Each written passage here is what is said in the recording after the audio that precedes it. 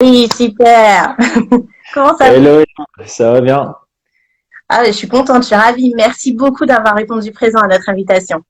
Avec grand plaisir, merci d'avoir invité, c'est toujours agréable. Ça fait bizarre, pourquoi? Parce que j'ai l'habitude de regarder des vidéos sur YouTube et là, je te vois en face de moi. Pour une fois, je vais pouvoir répondre aux questions en live, ouais. Un grand plaisir. Alors, on va fouiner un petit peu dans ta vie, hein, tu es d'accord? Oui, bien sûr. Histoire de reparler un petit peu de tout ce que tu fais, parce qu'on te connaît en tant qu'analyste, commentateur, mais tu es également auteur. Il y a encore tellement de choses et j'ai envie de pouvoir partager avec tout le monde un peu ton parcours parce qu'il est vraiment intéressant. Et comment le MMA est rentré dans ta vie? Euh, par un trou de souris, on va dire. Donc, mes parents avaient toujours mis pas mal d'importance sur le fait que je dois être capable de me défendre. Donc, quand j'étais très jeune, je vais avoir 5 ou 6 ans, ils m'ont mis au karaté. Ce qui est fort jeune pour commencer un art martial. Donc, le karaté que je faisais, il y avait un certain âge à avoir pour avoir une ceinture. Donc, au début, j'ai monté ceinture blanche, ça fonctionnait par barrette. Puis, je suis monté en ceinture bleue et il fallait avoir 16 ans pour passer la ceinture marron. Comme j'avais commencé très tôt, j'étais un peu trop à l'avance, donc j'avais 14 ans, je pense. Et en fait, je devais attendre 2 ans juste pour avoir une ceinture alors que j'avais passé l'examen correctement. Et donc j'avais transité à ce moment-là vers la boxe anglaise parce que je voulais découvrir un sport avec un peu plus de contact que le karaté. La boxe anglaise m'a pas plu plus que ça parce que quand on passe du karaté où il y a des kicks à la boxe anglaise, on se sent un peu limité. Et donc j'ai très vite transité vers la boxe thaïlandaise parce que je me sentais plus à l'aise à pouvoir utiliser notamment les kicks. Et là où je faisais du Muay Thai, en fait, il y avait des cours de MMA. Et j'en ai essayé un comme ça un soir parce que j'avais rien d'autre à faire, j'étais étudiant, il n'y avait pas beaucoup de responsabilités. Et en essayant, je suis vraiment tombé amoureux du sport directement. Et c'était 2000, je crois que c'est en 2010, donc ça fait un peu plus que 10 ans. Ah, effectivement. Et le karaté, du coup, c'était Shotokan? C'était Shotokan, c'est bien ça. Donc j'ai bien apprécié, ça m'a bien appris les bases, la gestion de la distance, la dynamique entre deux personnes qui ont le même objectif et qui bougent en fonction d'eux. Par contre, une fois que j'ai arrêté, on peut pas te dire accrocher les gants parce qu'il y en a pas, mais j'ai plus repris après parce que j'ai très rapidement découvert le MMA et la passion a pris le dessus sur le manque que je ressentais par rapport au karaté. D'autant plus que en quelque sorte, le MMA reprend tout ce que le karaté faisait, avec encore plus de challenge et de le côté complet. Donc, j'ai pas ressenti de manque pour autant après. D'accord, donc bon, raccrocher les gants, comme on dit. Très bien. Et finalement, cette fameuse ceinture, est-ce que tu l'as passée au Non, karaté? pas du tout. Non, Comme je dis, voilà, j'ai pas vraiment t'as regardé vraiment en explosé. arrière par la suite, d'autant plus que c'était dans un petit club de quartier. Donc, je me demande si 3 ans plus tard, c'était encore ouvert, honnêtement. Donc voilà, c'était vraiment. Mon père m'avait inscrit là parce que c'était à côté de la maison. Ça me correspondait bien, j'aimais bien. C'était juste une fois par semaine où il fallait me conduire au cours. À côté de ça, je faisais du foot aussi, donc ça permettait de jongler entre les deux sans problème. Et puis, ça permettait à mes parents, qui sont tous les deux indépendants, qui travaillent beaucoup, d'avoir une certaine facilité, puisque ça représentait 3 minutes de trajet entre la maison et le club. Le foot également. Ouais, le foot, j'avais commencé, mais ça c'est plus par envie, donc pas par. Donc là, c'est pas mes parents qui m'ont poussé vers le foot, c'est moi qui ai fait ça parce que je crois que j'avais mon cousin qui a un an de plus que moi qui en faisait aussi. Mon père regardait ça tous les dimanches à la télé, et donc oui, j'ai commencé le foot, j'ai bien accroché, et là aussi j'en ai fait pendant 16 ans, et j'ai arrêté le foot pour le MMA en fait. D'accord. Bon, qui est ton footballeur préféré quand même? Disons que à l'époque où je regardais, j'aimais beaucoup Fellaini. Donc comme je suis belge, Oui. c'était, disons que mes joueurs préférés c'était les joueurs locaux. Donc j'étais pas spécialement du genre à rentrer dans les guéguerres entre Messi et Ronaldo, même si j'apprécie beaucoup ces deux joueurs. Voilà, j'étais grand supporter de l'équipe belge à l'époque et j'aimais beaucoup le style de Fellaini parce que malgré sa carrure très fine, qui est la carrure que j'avais à cette époque-là. Il était considéré comme un joueur physique et donc c'est un peu ça que je voulais aussi avoir. J'étais aussi milieu défensif, bon lui est milieu offensif, mais on jouait plus ou moins à la même place et on avait un style un peu similaire, c'est-à-dire des grands qui, s'il y a un coup de vent, on est supposé s'envoler, mais on s'envolait pas s'il y avait un coup de vent. Donc voilà, je le respectais beaucoup et c'était un peu celui qui m'inspirait dans ma façon de jouer, sans les coups de coude. J'ai gardé ça pour les MMA. Et donc ce soir, Barça, PSG. Ça fait honnêtement, ça fait tellement longtemps que je regarde plus, que j'ai pas de préférence. J'avoue que c'est assez paradoxal, hein, et je communique pas mal là-dessus sur ma chaîne YouTube. C'est assez marrant parce que en MMA, la Belgique et la France, on s'entend très très bien. Genre quand il y a un Français qui combat, je vais être à 100% derrière. Par contre, au foot, on nous a vraiment inculqué à détester la France et vice versa. Je crois que la France nous déteste. Donc a priori, à l'époque, s'il y avait PSG par Barça, j'aurais supporté le Barça.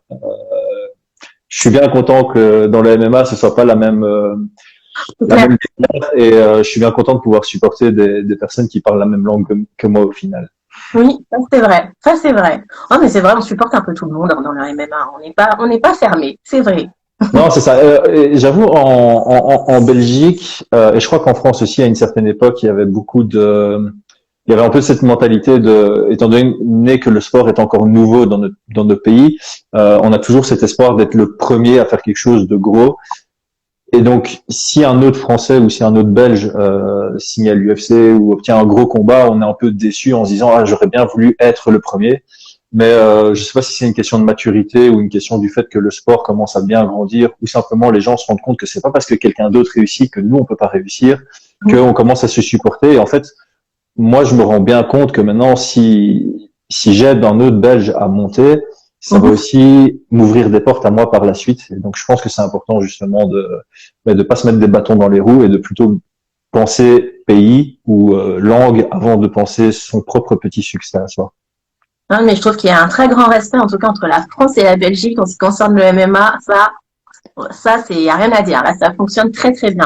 D'ailleurs, je sais que bon, de toute façon, hein, nos combattants français, ils vont un peu partout. Ils vont un peu partout pour combattre. Bon, maintenant que c'est légalisé en France, ouf, on va aussi avoir des événements français, donc ça va aider aussi. Mais, oh là là, depuis le temps, hein, on a attendu. Hein. D'ailleurs, qu'est-ce qu'on a pensé de cette légalisation? Mais moi, je suis super content. J'avoue que quand j'avais organisé mon tout premier événement, c'était en 2016. Enfin, c'est pas mon tout premier événement, mais disons que mon premier événement de MMA pur que j'ai organisé, c'est en 2016. Et tous les journalistes belges me demandaient un peu est-ce que c'est légal en Belgique, etc. Et justement, ils prenaient l'exemple de la France où c'était pas légal à ce moment-là. Et donc c'est vrai qu'en Belgique, on a toujours dit c'est pas spécialement légal, mais c'est pas illégal. Donc en fait, on peut organiser, mais c'est absolument pas supporté. C'est-à-dire que le gouvernement sera pas derrière, il y aura aucun subside ni quoi que ce soit, mais on pouvait en organiser.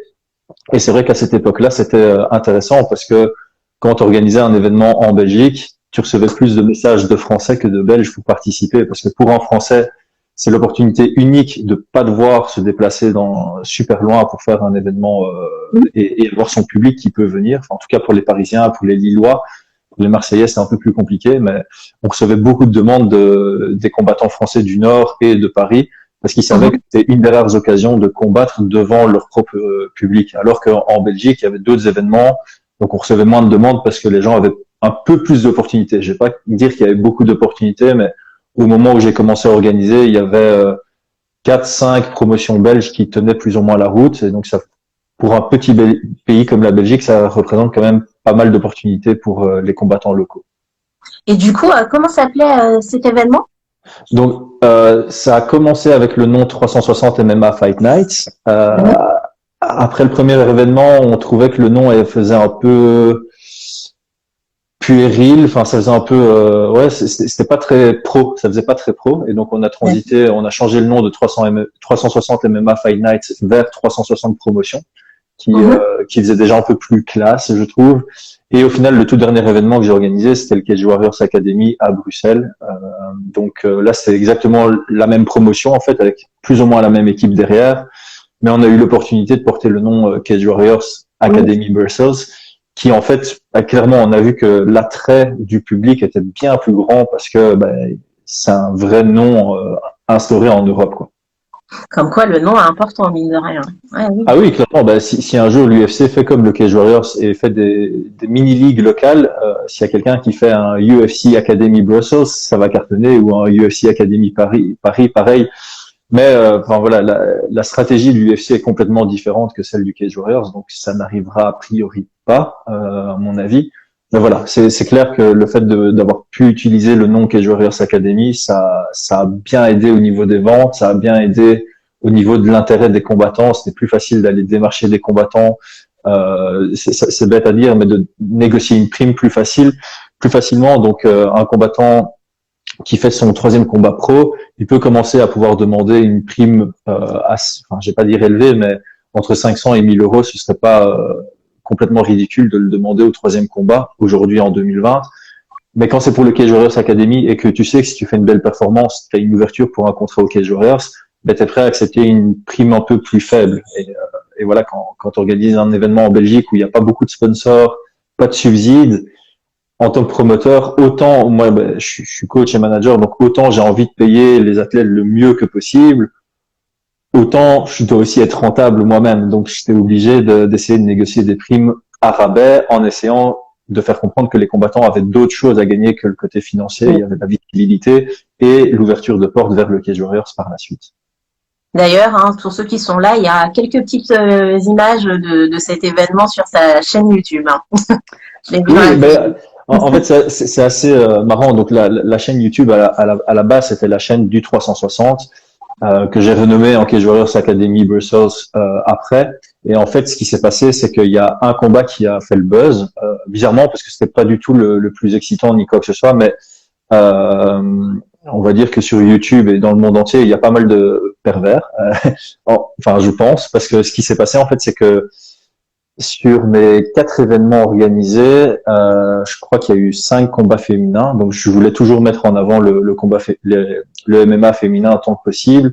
Et en fait, les combats les plus vus, ce sont les combats féminins. Alors que dans mes événements, j'ai eu des KO incroyables, j'ai eu des soumissions incroyables, j'ai eu des combats du feu de Dieu. Et ça n'avait pas d'importance en termes de nombre de vues, c'est toujours les combats féminins qui ont le plus de vues. Et donc, il y en a un qui a dépassé les 250 000 vues, sans que je m'en rende compte, en fait, puisque j'ai pas du tout fait la pub. Ma chaîne YouTube, à ce moment-là, c'était juste pour mettre à disposition les combats. Et puis, j'ai réalisé qu'en fait, cette chaîne YouTube, je pouvais la monétiser parce que j'avais suffisamment d'abonnés et parce que ça avait cumulé suffisamment de vues, puisque c'est les deux conditions pour avoir une chaîne YouTube monétisable. Et donc, je me suis dit, bah, tant qu'à faire, autant la monétiser pour gagner de l'argent et alors l'exploiter justement pour mes prochains événements après le Covid. Et puis au final, je me suis dit, bah, enfin, j'ai tout le temps fait des analyses, soit écrit par Facebook, soit en live sur Instagram, peu importe. J'ai toujours aimé faire des analyses. J'avais un blog à l'époque aussi sur lequel je faisais des analyses. Et je me suis dit, pourquoi pas profiter d'une chaîne YouTube sur laquelle j'avais 1800 abonnés, je pense, à cette époque-là, pour proposer mes analyses dessus et voir combien ça gagne d'argent, parce que quitte à le faire gratuitement, autant que ça rapporte un peu. Et en fait, c'est comme ça que que je lance ma chaîne YouTube. Je me considère pas du tout comme YouTubeur pour le moment. Mais voilà, l'opportunité d'avoir une chaîne qui fonctionne, c'est un peu partie du fait que j'ai organisé des événements qui m'a donné une bonne base. Et de cette base-là, je commence à bien exploiter parce que je commence à gagner un peu de visibilité avec ces vidéos. D'accord, ok. Donc c'est un concours de circonstances, on va dire ça comme ça. Et pourtant, Ouais, clairement, c'est. Il y a vraiment beau, enfin, en général, hein, parce que je me souviens d'une vidéo que on avait fait un live récemment avec RMC et j'avais vu ton nom passer. Et du coup, il y a beaucoup de personnes qui aiment beaucoup tes analyses. Ah ben ça fait fort plaisir, ça fait fort plaisir. Vraiment, donc bon, voilà. Mais honnêtement, ça fait un peu peur de me lancer parce que quand j'écoute beaucoup les podcasts de Joe Rogan et puis même c'est quelque chose d'assez connu, on dit que YouTube est la pire plateforme par rapport aux commentaires qu'on peut recevoir. C'est très vite méchant, c'est très vite négatif. Et j'ai été fort surpris parce que dès mes premières vidéos, j'ai eu, je vais pas dire pas mal de vues, mais j'avais des commentaires qui s'accumulaient et ils étaient tous super positifs. Et donc je me demandais vraiment d'où venait cette réputation. Mais j'imagine que cette réputation vient quand tu dépasses les 10 000 abonnés. À un moment, tu auras d'office des trolls ou des gens un peu moins sympas, mais voilà, il faut savoir gérer ça. Pour l'instant, je touche du bois, je suis ultra content. Tous ceux qui sont actifs dans mes commentaires, ils sont super sympas, ils sont aussi très bons en analyse, ils ont tous une très bonne connaissance du MMA, et c'est ça que j'apprécie beaucoup. Je cherche pas spécialement à toucher le public le plus large possible, je cherche plutôt à toucher un public de connaisseurs et un public moins connaisseur qui justement va se renseigner va se renseigner davantage sur le MMA pour avoir eux-mêmes une connaissance plus large et plus approfondie aussi. Alors d'ailleurs, je vais te lire 2-3 petits commentaires. On a Vivian MTT qui dit les analyses de qualité de Chris. Donc voilà. J'en ai vu encore passer Karim Machka, des super analyses. Enfin voilà, depuis tout à l'heure, il y en a pas mal qui passent, donc je pense qu'on est tous d'accord. En tout cas, C'est super apprécié, les gars. Merci beaucoup. vraiment. Ah bah, il y a même des on t'aime, Chris. Préparation physique et MMA. Donc, Merci Yann. Non, c'est tout des gars évidemment que je connais bien, justement, soit par YouTube, soit par Instagram. Mais, ça fait vraiment plaisir. donc voilà. Bon, en tout cas, j'aimerais revenir sur quelque chose. Tu as dit Joe Rogan. Est-ce que il t'inspire, puisque tu suis ses podcasts également?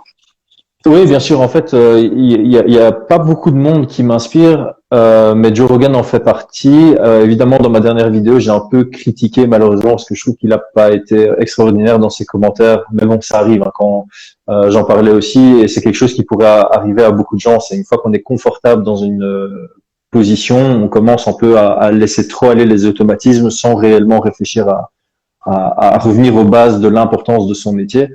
Donc évidemment, c'est très facile de critiquer, mais quand on est dans cette position-là, évidemment qu'on va faire des erreurs et on les relève. Enfin, il y a le monde entier qui écoute, donc tout le monde va les relever. Mais clairement, il a une vie qui m'inspire parce que il est le numéro un dans plusieurs rôles, enfin ou le numéro un, mais en tout cas très avancé. C'est-à-dire que il a une carrière de comédien en stand-up, enfin one man show, il pourrait se contenter de faire ça uniquement de sa vie, avoir une très belle vie.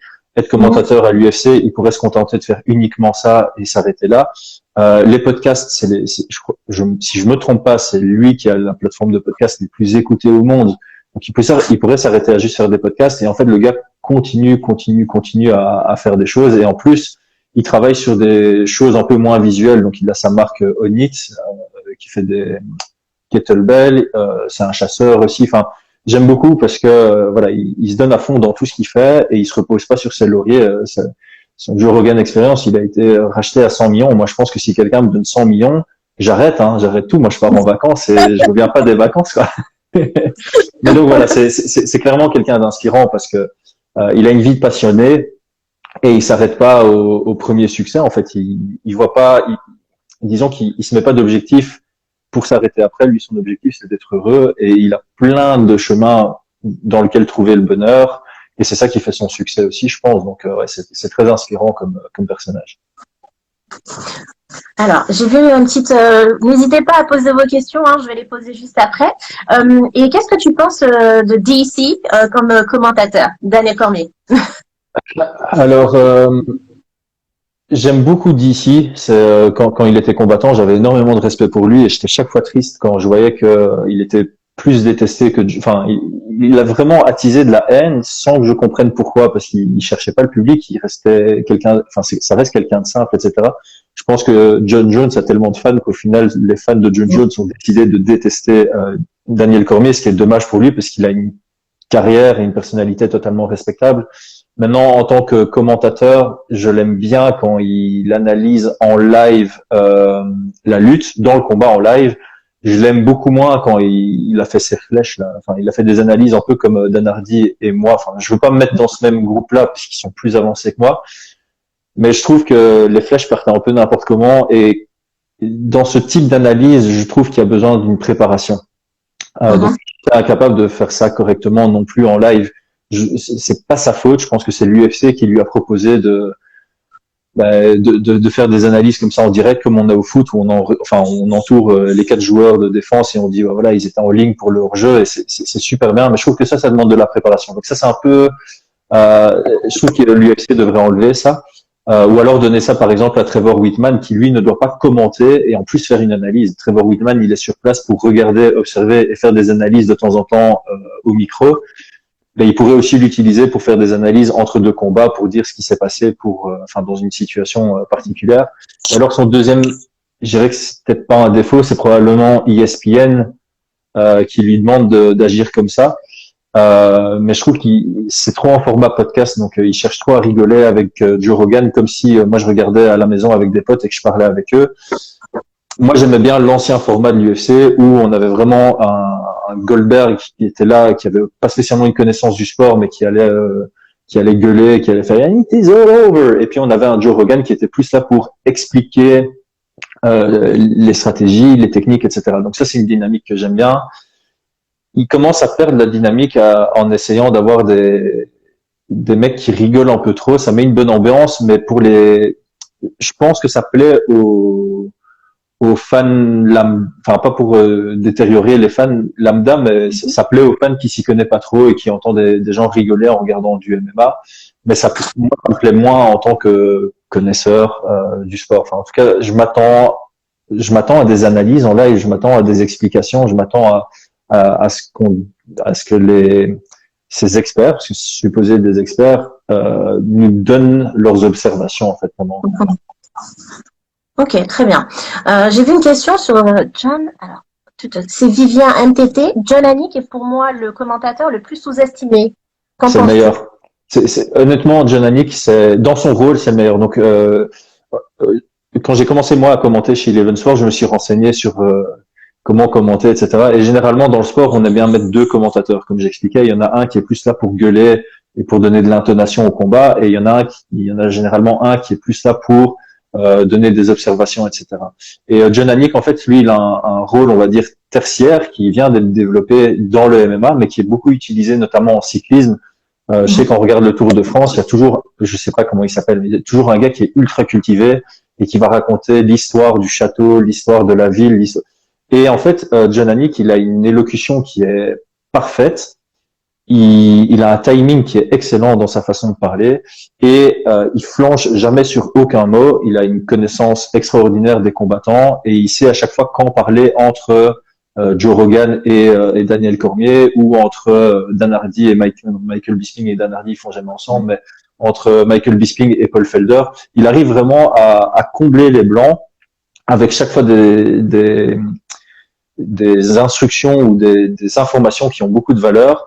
Et puis, sa façon de réagir quand il y a un KO est très, très professionnelle, très, très propre. Il a juste l'intonation qu'il faut et il est très attentif en même temps à ce que font les autres commentateurs. Donc lui, il est vraiment là pour combler. C'est la troisième personne et il est parfait parce qu'il prend pas le dessus sur les autres. Et franchement, effectivement, il est très sous-estimé parce que c'est pas un nom du MMA. C'est pas un ancien combattant et c'est pas Joe Rogan qui est là depuis le début. C'est quelqu'un qui a gravi les échelons, mais on le connaît seulement comme étant commentateur. Mais pour moi, c'est peut-être pour ça que c'est le meilleur aussi. Il a probablement fait des études et il a travaillé pour évoluer là-dedans. Mais ouais, c'est un nom vraiment à retenir. Et en plus de ça, si on le suit sur Twitter, il est ultra. C'est là qu'on voit qu'il a une vraie connaissance du sport. Donc il est ultra intègre. Donc il a un vrai respect pour les combattants. Mais quand il y a un combattant qui fait n'importe quoi, par exemple. Je crois que c'était Casey Kenny qui avait fait une réflexion un peu il avait objectifié Megan Anderson sur un podcast avec Sean O'Malley, et John Anik a eu peur de remettre Casey Kenny à sa place, alors qu'il travaille quand même pour l'UFC. Ça pourrait le mettre mal à l'aise dans une situation où il le croise après dans un hôtel ou un truc comme ça, mais il fait he does what's right, donc il fait vraiment ce qui est correct en fait, et ça j'apprécie beaucoup chez lui. Ok, donc pour toi, ça devrait pas non plus, parce que en ce moment l'UFC fait du nettoyage, si on peut dire. On a pas mal certainement de combattants qui vont peut-être pas trouver d'autres organisations, qui vont arrêter leur carrière et qui peut-être deviendraient des potentiels commentateurs ou autres analystes de l'UFC. Tu penses que c'est quelque chose qui devrait pas devenir automatique? Moi j'aime bien avoir des anciens combattants, mais j'aime bien justement avoir cette dynamique entre un ancien combattant qui va plutôt prendre le rôle justement de l'analyste parce qu'il a une vraie connaissance de ce qui se passe dans la cage, et alors à côté de ça l'accompagner chaque fois d'un John Anik ou d'un Joe Rogan, même si Joe Rogan a plus le même rôle qu'un ancien combattant parce qu'il va plus prendre le rôle d'un analyste. Mais je pense qu'il faut toujours avoir j'ai plutôt utilisé le terme journaliste, d'avoir le journaliste pour un peu casser cette dynamique, ne pas avoir que des mecs qui connaissent ce qui se passe dans la cage, mais d'avoir quelqu'un qui est capable de donner des faits, donner des statistiques, de gueuler au micro au bon moment, de combler les blancs. Et ça paraît con, mais c'est aussi lui qui fait chaque fois les pubs pour les sponsors. Ça passe inaperçu tellement il le fait bien, mais ça reste important pour l'UFC d'avoir quelqu'un qui est capable de glisser en 5 secondes 36 mots pour faire la publicité de manière claire dans leurs sponsors principaux. Donc c'est pour ça je trouve qu'il est parfait à ce niveau-là, parce que il est capable de le faire. Et je pense que maintenant que je viens de dire que c'est John Anik qui s'occupe de faire la pub des sponsors, tout le monde se dit, on parle de sponsors pendant les combats. La prochaine fois, faites attention, vous vous rendrez compte que il y a beaucoup de pubs pour des sponsors, mais ça passe inaperçu tellement il est professionnel. Et oui, il y a des pubs. C'est le business UFC, hein. Évidemment. Ça n'arrête pas. Ils nous les glissent bien, mais comme c'est la machine américaine, on est à fond, on fait même plus attention, en fait. Mais Ouais, ça, mais ça c'est ça. Après, ça rentre quand même. D'ailleurs, alors on a également Ariel Elwani que j'aime beaucoup. Qu'est-ce que toi tu en penses? Moi, je pense qu'on a besoin de mecs comme lui, pour la bonne et simple raison qu'il pose souvent les questions que les autres journalistes n'osent pas poser. C'est un peu le rentre dedans, on va dire. Il a pris très souvent cher. Il a eu pas mal de combattants qui sont énervés sur lui. Mais il reste dans un certain professionnalisme, c'est-à-dire qu'il pose des questions qui ont une certaine valeur et qui sont pas là pour créer des polémiques. Donc, encore une fois, si c'est le meilleur dans ce rôle-là, c'est pour une raison, c'est parce qu'il vient très rarement, ça lui est déjà arrivé, mais il vient très rarement mettre de l'huile sur le feu. Il vient juste avec la question que l'UFC, de temps en temps, essaie de cacher, essaie d'étouffer, alors que les fans veulent avoir la réponse. Et s'il y a bien quelqu'un, on va appeler ça une torpille, s'il y a bien quelqu'un qui va choper la réponse un jour ou l'autre, c'est Ariel Elwani. Et enfin voilà, il s'est fait sa place, donc maintenant il est très respecté. Mais effectivement, de temps en temps, il va froisser des combattants, mais ça fait partie de son métier. Si on avait que des journalistes qui étaient là en train de complémenter les combattants, les conférences de presse et toutes les interviews deviendraient vraiment ennuyantes. C'est vrai, effectivement. Alors nous ici, lors du Cage Warrior, puisqu'on a eu une première diffusion au mois de décembre, il me semble, on a eu un humoriste, Ramzi, Ramzi. voilà, Ramzi Bedia qui était là pour suppléer le commentateur. Et donc, exactement. Et donc, je voulais en revenir à toi, puisque toi aussi, tu as des podcasts, c'est bien ça, avec un humoriste. Ouais. Oh, on remonte très très loin là. Oui, j'en avais. Voilà. J'avais des podcasts avec un humoriste, tout à fait. C'était Dan Gagnon, c'est ça? C'est bien ça, oui. Donc en fait, Dan Gagnon, on s'est rencontrés plus ou moins par hasard. Donc l'ancien, à l'époque, on n'avait qu'un combattant belge à l'UFC, Tarek Saffiedine, que la plupart devraient quand même connaître puisqu'il a fait partie du top 15, c'est l'ancien champion Strikeforce. Tarek Saffiedine était allé faire l'émission de Dan Gagnon sur une chaîne belge. Donc Dan avait une émission qui s'appelait The Dan Late Show, qui est un peu comme les Late Show aux États-Unis. Je reviens pas sur le nom de Joe Conan. Ce sont des émissions connues aux États-Unis et il a essayé de rapatrier ça en Belgique. Ça avait très bien fonctionné. Et donc il avait eu un invité, Tarek Saffiedine. Je crois que le tournage, c'était le lundi soir. Et en fait, quand il a parlé à Tarek en backstage, il lui a demandé s'il pouvait s'entraîner une fois en MMA en Belgique. Et Tarek venait justement donner un stage à mon équipe le mercredi qui suivait. Et donc Dan est arrivé, c'est comme ça qu'on s'est rencontrés. Et en fait, on a directement accroché. Et comme Dan était un peu justement dans ce monde de la comédie, de la télé, etc., c'était un peu un précurseur. Donc il m'a dit, est-ce qu'on ferait pas un podcast ensemble? Mais moi, à cette époque-là, je savais même pas ce que c'était un podcast. Ça devait être il y a 6 ans. À mon avis, le premier podcast qu'on a fait ensemble, ça devait être il y a 5-6 ans. Donc, je pense qu'on était le premier podcast francophone sur le MMA. Mais le truc, c'est qu'à cette époque, ni le MMA, ni les podcasts étaient vraiment développés sur la sphère francophone du MMA. Donc, je prenais vraiment mon pied à le faire avec lui. Mais on avait tellement peu de vues qu'on mettait pas de priorité là-dessus. On préférait aller manger au restaurant à deux que faire un podcast sur le MMA, même si on prenait vraiment notre pied à le faire. Donc ça s'est un tout petit peu estompé. Et maintenant qu'il est allé vivre au Canada, parce que c'est un Canadien à la base, maintenant qu'il est retourné vivre au Canada, on a essayé de garder ça, mais c'était trop compliqué parce que moi j'ai un travail full-time, donc pour faire un podcast en soirée chez moi, c'est en matinée chez lui. En plus, à distance, la qualité diminue parce qu'on se voit pas, on fait que s'entendre. Après, il faut synchroniser les sons, c'est beaucoup plus de travail. Donc on a mis un terme à ça, malgré qu'on adorait en faire. Mais donc voilà, effectivement. Ok, alors on va revenir du coup au Cage Warrior puisque tu es quand même head coach. Oui.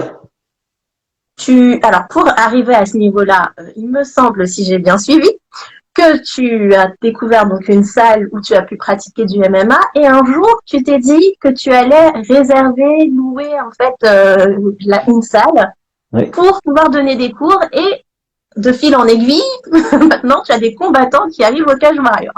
C'est bien C'est ça. ça? Donc, c'est ça. Donc, tu t'es très bien renseigné. Donc, pour faire gros, quand je m'entraînais à l'époque où j'avais 18, 19, 20 ans, j'étais aux études à ce moment-là et j'avais un horaire assez light, ce qui fait que je pouvais m'entraîner selon les semaines entre 10 et certaines semaines 20 heures sur la semaine. Donc, je m'entraînais vraiment, vraiment beaucoup et mon objectif à ce moment-là, c'était d'être un pratiquant combattant de MMA. Par contre, quand j'ai fini mes études, j'ai eu une très belle opportunité professionnelle en tant que consultant. Et en général, un consultant, ça doit quand même bien présenter. Donc, il faut absolument minimiser les risques du nez cassé, de traces sur le visage et tout ce qui s'ensuit. Et en plus de ça, étant donné que c'était mon premier boulot, je m'y adonnais quand même à fond. Ce qui fait que du jour au lendemain, je suis passé de 15-16 heures de MMA par semaine à 4 heures de MMA par semaine. Et je suis le genre de personne qui, quand elle arrive à un niveau, elle aime pas descendre de niveau. Donc, quand tu t'entraînes 16 heures par semaine et que tu passes à 4 heures par semaine, automatiquement, tes aptitudes physiques et tout ce qui s'ensuit diminuent et donc tes objectifs doivent diminuer en parallèle. Par contre, j'étais trop passionné par le MMA que pour lâcher complètement. Et étant donné qu'à cette époque-là, donc je parle de ça, c'était quand j'ai commencé à travailler, donc c'était il y a 9 ans probablement. Euh, les, Quand tu disais que tu faisais du MMA aux gens, soit ils faisaient une blague sur le MMA, c'est des assurances, ou bien ils faisaient une blague, enfin ils disaient c'est brutal, je comprends pas, c'est des animaux dans une cage, blablabla. Et donc mon objectif c'était un peu de casser cette image auprès de mes amis, parce que j'ai toujours voulu que le MMA ait une bonne image aux yeux de tout le monde, parce que moi ça m'a apporté beaucoup de choses positives dans ma vie. Donc je me suis dit que j'allais louer une salle pour donner des cours à des amis, en me disant que si mes amis, et à cette époque-là c'était que des gens qui étaient aux études ou qui travaillaient, si ceux-là faisaient du MMA et ils aimaient bien, ils allaient en parler à leurs collègues, à leurs amis, et puis ça allait s'ébruiter petit à petit, comme quoi le MMA est vraiment un sport. Et au final, je ne me suis pas attendu, mais j'avais loué la salle pour tous les mercredis soirs pendant 3 mois. Et après 3 mois, tous mes amis m'ont demandé de continuer. Et ils demandaient s'ils pouvaient faire rentrer certains de leurs amis à mes cours. Donc au début, j'ai commencé à donner cours que à des gens que je connaissais. Et puis à partir du deuxième trimestre, c'était à des gens que je connais, enfin à des amis d'amis. Puis ça a continué à évoluer comme ça, mais j'avais aucune prétention parce que j'avais pas une énorme connaissance du sport, j'avais pas beaucoup de pratique moi-même. Je m'étais entraîné pendant 2 ans et demi, 3 ans à fond, et puis je deviens coach. Donc mon objectif c'était juste d'être coach d'initiation parce que j'étais capable d'initier des gens au MMA. J'étais incapable de faire monter un gars de niveau 0 vers le Cage Warriors. Par contre, clairement, après 1 an et demi, j'ai eu 2 combattants, enfin 2 qui s'entraînaient avec moi depuis le début, qui m'ont demandé s'ils pouvaient une fois avoir l'expérience de rentrer dans une cage. Donc je les ai coachés, je les ai fait participer à un événement novice amateur. Ils ont combattu, ils ont bien aimé l'expérience. Moi, j'ai adoré coacher un combat. Et puis, de fil en aiguille, comme j'étais fort fan du sport, j'ai commencé à écrire un blog avec des analyses parce que mes connaissances du sport commençaient à évoluer et je sentais que j'étais capable de fournir du contenu que même des athlètes avancés pouvaient apprécier à la lecture. Et c'est un peu comme ça, en fait, qu'un combattant professionnel, donc Brian Boulan, m'a contacté via mon blog en disant nous, on part de notre équipe. Donc, ils avaient une équipe à Bruxelles et ils s'entendaient pas plus trop bien avec le manager slash coach de l'équipe. Ils n'avaient pas la même vision. Donc, il y a toute une partie du groupe qui voulait partir et devenir indépendant. Le problème, c'est que c'était que des combattants. Donc, quand il y a que des combattants, c'est difficile de se concentrer à la fois sur trouver des combats, sur se préparer pour un combat et sur donner des cours aux autres combattants. Et donc, ils avaient besoin un peu de quelqu'un pour superviser. Et à la lecture de mon blog, Brian s'était dit que mentalement, ça allait bien matcher, que j'avais la connaissance suffisante pour le faire. J'avoue que quand je suis allé donner le premier cours, je me sentais pas du tout à ma place. Je suis passé de cours d'initiation avec 2 gars qui faisaient des combats novices à du jour au lendemain prendre des combattants pros. Et là-dedans, il y avait des combattants pros qui faisaient partie des meilleurs Belges. Donc à cette époque-là, il y avait un Uriel Albamont qui a maintenant déménagé à Hawaï, donc qui a plus ou moins mis un terme à sa carrière, même s'il s'entraîne encore intensivement là-bas. Il était à 7 victoires, 2 défaites en pro. Au moment où j'ai intégré l'équipe en tant que coach, il y avait Brian qui était à 3-0. Voilà, il y avait plusieurs combattants quand même avancés. Et ça m'a mis un peu la pression, c'est-à-dire que du jour au lendemain, je devais passer à un autre niveau, je devais être capable de donner des cours à des professionnels. Et donc, qui dit donner cours, dire mettre en application, enfin, programmer un cours qui leur permette de s'améliorer alors qu'ils sont tous meilleurs que moi. Mais au final, ça a bien fonctionné, c'est-à-dire que j'ai commencé, je crois que j'ai donné mon premier cours aux Red Kings en juillet.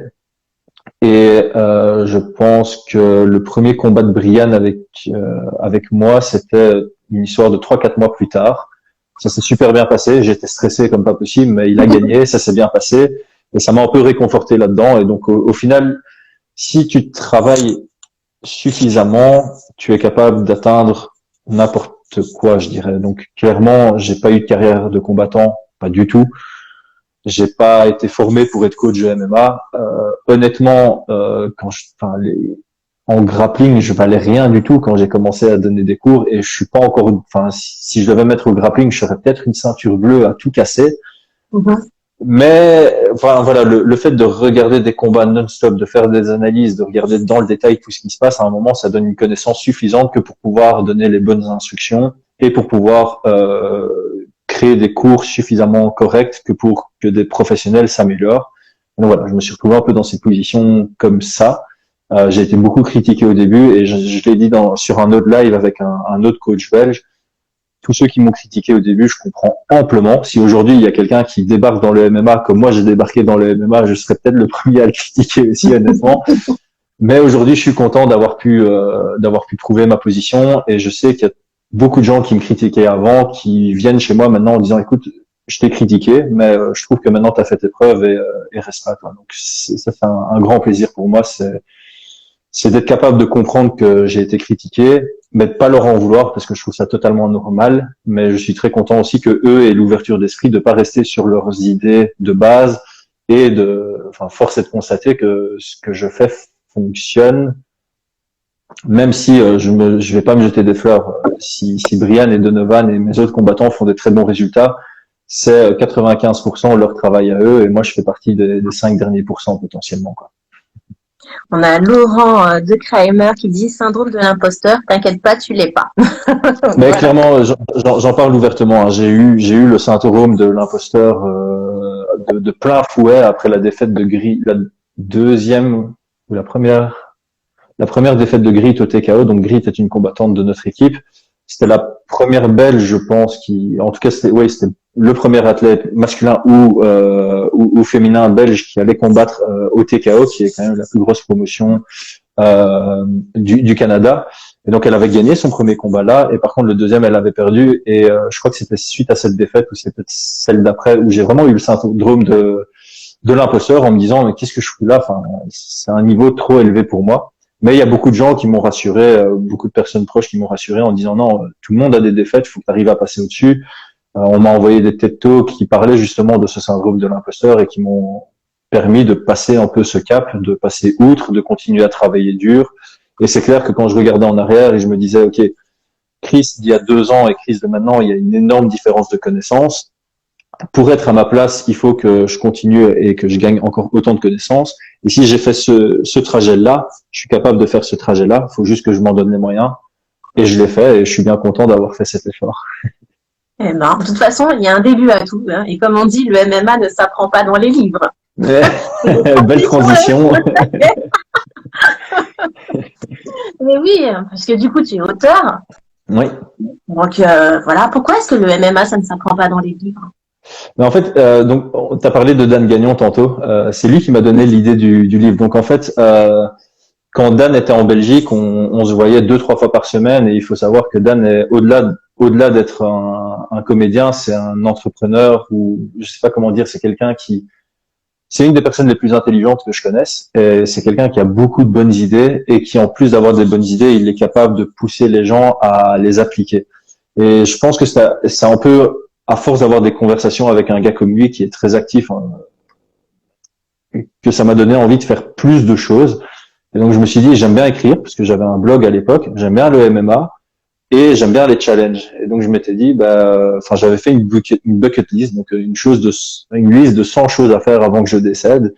Et dedans, il y avait écrire un livre. Et donc je me suis dit, tiens, plutôt que continuer à écrire sur mon blog, j'ai plutôt écrire un livre, me lancer ce challenge et puis on verra.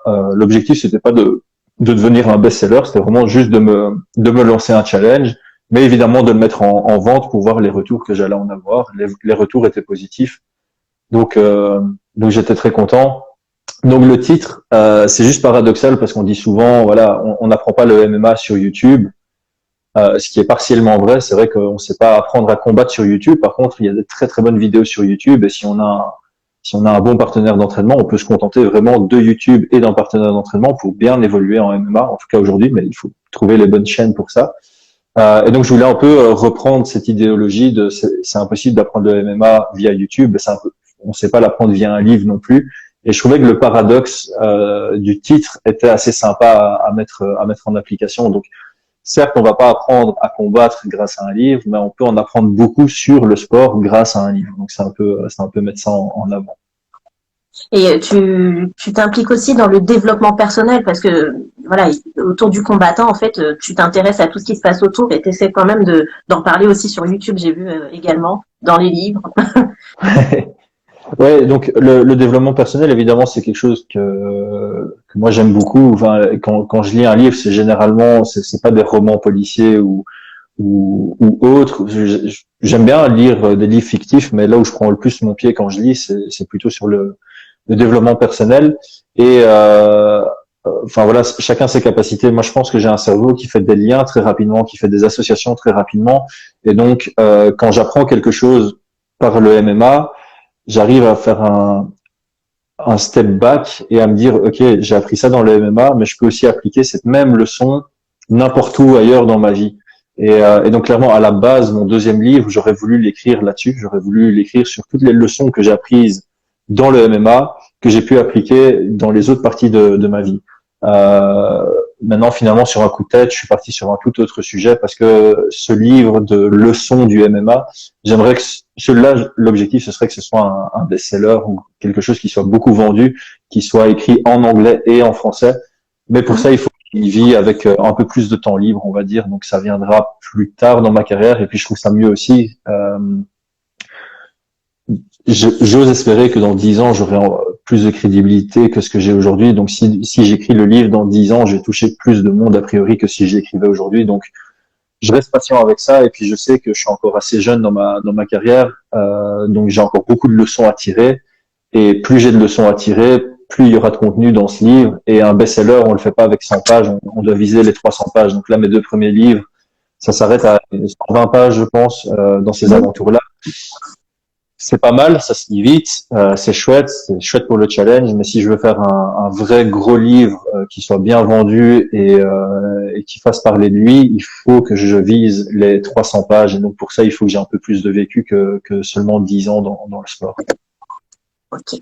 Alors, j'ai une petite question que j'ai vue passer. Alors, je remonte. C'était concernant le Cage Warrior. Parce que c'est vrai qu'on a une personne, nous, de notre côté en France, Mehdi Ben Lagdar, du coup, qui est blessé. Et que c'est un de tes combattants. Oui. Alors, je vois marqué, c'est Fred Loco qui a écrit Demaes vs Mehdi. Si Donovan prend la ceinture et Mehdi reviendra de blessure. Je vais pas. Peut-être qu'il se demande s'il y aura un fight après. C'est ça. Alors, je sais pas donner l'information moi-même parce que tout ce que je peux dire, c'est que le contrat qu'on a signé avec Donovan, c'est effectivement avec une victoire, il va devoir défendre la ceinture. Je sais pas si je peux divulguer la date, donc je préfère pas, mais il va devoir défendre la ceinture. Par contre, je me souviens, donc un de mes autres combattants, Brian Boulan, avait combattu pour la ceinture en Belgique il y a 2-3 ans. Sur le contrat, il y avait déjà le prochain adversaire et la prochaine date. Sur le contrat de Donovan ici, on a juste la prochaine date, on n'a pas le prochain adversaire. Mehdi est très méritant. Par contre, c'est juste parce que j'aime pas quand les gens ont un grand espoir et puis que l'espoir est complètement cassé. À la base, Donovan devait combattre contre Jack Grant à la dernière trilogie pour la ceinture. Donovan était blessé, donc il n'a pas pu prendre le combat. Et donc moi, honnêtement, je m'attendais à ce que quand Agi Sardari contre Jack Grant s'est passé, quand Agi Sardari a gagné, je m'attendais à ce que Donovan automatiquement ait le title shot. Et en fait, Donovan n'a pas eu de title shot, c'est Mehdi qui l'a eu à la place. Et la raison pour laquelle Mehdi l'a eu, enfin en tout cas la raison que le Cage Warriors m'a donnée, c'est parce que le fait que Donovan se soit blessé alors que le combat était planifié, ça ne met pas le Cage Warriors en confiance pour lui redonner le title shot. Oh. Donc, tout ça pour dire que j'espère que non, parce que pour moi, Mehdi mérite vraiment. J'espère qu'ils vont pas lui faire entre guillemets le même coup, c'est-à-dire que ça se trouve maintenant Mehdi il sera plus blessé pour la prochaine trilogie. Peut-être que le Cage Warriors va lui dire, écoute, comme tu t'es blessé, on est obligé de te faire reprendre un autre combat avant de te faire combattre pour la ceinture. Je pense que ça va aussi dépendre. Pour l'instant, sur la trilogie, il n'y a pas beaucoup de combats lightweight, donc ça c'est une chance pour Mehdi. Disons que les seuls autres challengers signés au Cage Warriors pour Mehdi, c'est Paddy Pimblett, qui a un combat à la trilogie, mais il arrête pas de dire que s'il gagne, il va à l'UFC. Donc a priori, ce sera pas lui. Jack Grant est monté en welterweight, donc ce sera probablement pas lui. Et il y a Joe McColgan, avec qui il a fait un superbe égalité, qui a pas l'air d'être prévu sur la trilogie. Donc je pense que Mehdi aura le prochain title shot. Mais par contre, je mets pas ma main à couper pour ça. Donc tous les Français qui regardent et qui sont supporters de Mehdi, mettez pas trop d'espoir là-dessus parce que vous risquez d'avoir une mauvaise surprise. Ne vous attendez à rien. Au moins, s'il a le title shot, c'est une bonne surprise. Alors évidemment, comme on disait, France-Belgique, on s'aime bien en MMA. Donc si Donovan a la ceinture et qu'il doit combattre contre Mehdi, il faudra s'affronter. Ça fait partie du business, comme on dit. Ce sera au moins fait dans le respect. Moi, j'aime beaucoup quand il y a deux combattants qui se respectent, qui combattent. Mais honnêtement, et je vais pas le cacher, je pense que ça a du sens pour tout le monde. Si Donovan gagne, il serait sur 3 victoires d'affilée. S'il gagne par finish, il est sur 3 victoires par finish d'affilée. Il aura gagné avec un remplacement de dernière minute la ceinture. Je vais d'office envoyer un mail à l'UFC et je croise les doigts pour qu'il y ait une signature à l'UFC qui en suive. Et c'est un win-win parce que ça veut dire que nous, on va à l'UFC et que la ceinture est vacante pour Mehdi pour affronter quelqu'un qui n'est ni français ni belge. Donc ce serait la situation idéale, évidemment. J'aime bien la réflexion. Ah oui, direct UFC. On perd pas de temps, on redescend pas la ceinture. En fait, disons qu'on est dans une situation, surtout dans ce sport-là, et on le voit avec l'exemple de Mehdi par exemple. Je pense que l'UFC c'est un objectif en soi pour beaucoup de combattants, et notamment pour nous aussi. D'autant plus que moi j'ai pas de combattant à l'UFC. En Belgique, on a que un combattant à l'UFC maintenant, Gaetano qui vient de signer. Donc à la moindre opportunité, on doit sauter dessus. Il y a des combattants comme Morgan Charrière, comme Tom Duquesnoy à l'époque, le français. Entre guillemets, ils ont un niveau et un âge qui leur permettent de se dire, ok, j'ai peut-être l'opportunité maintenant, mais j'ai suffisamment confiance en moi pour gagner 2-3 fois et que l'opportunité reste. Quand on a un combattant plus avancé en âge ou qui a vraiment cet objectif ultime l'objectif de l'UFC passera au-dessus de l'objectif de défendre la ceinture, je pense. Donc, dès ce moment-là, oui, il y a pas de question qui se pose. Si l'opportunité de l'UFC se présente, on va la prendre. Et la deuxième logique par rapport à ça, c'est que si tu vois que l'UFC te contacte et que tu dis non, je préfère d'abord défendre ma ceinture et puis signer à l'UFC, et qu'à ta défense suivante, tu te blesses et que ça met un terme à ta carrière, voilà, t'as tout perdu. Donc, on sera pas, voilà, la vie est faite de risques et de probabilités, et ça, c'est le genre de truc. Je crois qu'avec une victoire, on se met en position pour l'UFC et que ce soit indéniable, parce que c'est pas, évidemment, c'est mon combattant, c'est plus qu'un combattant que j'entraîne, c'est un ami proche de Donovan. Donc, ce que je vais dire est peut-être pas la réalité, mais j'ai l'impression, en tout cas, quand Donovan annonce un combat, etc., je pense que c'est le combattant belge le plus apprécié. Je pense pas qu'il y ait un combattant belge qui soit plus apprécié que lui. Il y a personne qui a de la haine envers Donovan, tout le monde le respecte. Et je pense que si Donovan signe à l'UFC, toute la Belgique sera ultra heureuse. Et même la France pour ceux qui le connaissent. Donc, je pense qu'il a vraiment du mérite. Je pense que ses supporters le prouvent, et je pense que ça nous met dans une bonne position pour argumenter d'obtenir un contrat avec une victoire ici. D'autant plus que voilà, pour le Cage Warriors, ils sont très ouverts à ça. Oui. Donc dans le contrat, c'est écrit que la seule façon de sortir du contrat, c'est une signature à l'UFC. Chose que Morgan, par exemple, n'a pas mis dans le sien. J'ai vu la vidéo de Morgan qui annonçait qu'il avait décidé de pas mettre cette clause-là. Nous, on l'a mise. Donc on sait que le Cage Warriors va nous soutenir si on décide de prendre cette route-là. Alors, on a Zoher Graphiste qui dit Donovan a clairement démontré le niveau pour l'UFC. Donc voilà, t'es pas le seul hein, à penser. Non, mais voilà. Alors effectivement, moi je peux, comme comme je disais, comme je suis son ami, évidemment que je vais parler en bien de lui, mais quand je le vois à l'entraînement, quand je vois ce dont il est capable de faire, quand je vois sa façon de travailler, euh, oui, clairement, quand j'observe certains combats de l'UFC en dehors du top 15 des lightweight, je me dis clairement on pourrait remplacer lui par Donovan et Donovan ferait une très belle performance. Donc je crois que le niveau est là, mais comme on dit, c'est un sport tellement difficile avec tellement de il y a beaucoup de facteurs qu'on contrôle, mais il y a beaucoup de facteurs qu'on ne contrôle pas aussi. Ça peut jouer à rien. Je pense qu'il y a énormément de combattants sur Terre qui ont le niveau UFC et qui n'ont jamais eu l'opportunité d'y aller, tout comme il y a beaucoup de combattants sur Terre qui sont allés à l'UFC alors qu'ils n'avaient rien à faire à l'UFC. Nous, notre objectif, c'est d'aller à l'UFC avec le niveau. Et je pense que Donovan est totalement en position de pouvoir prétendre à ça.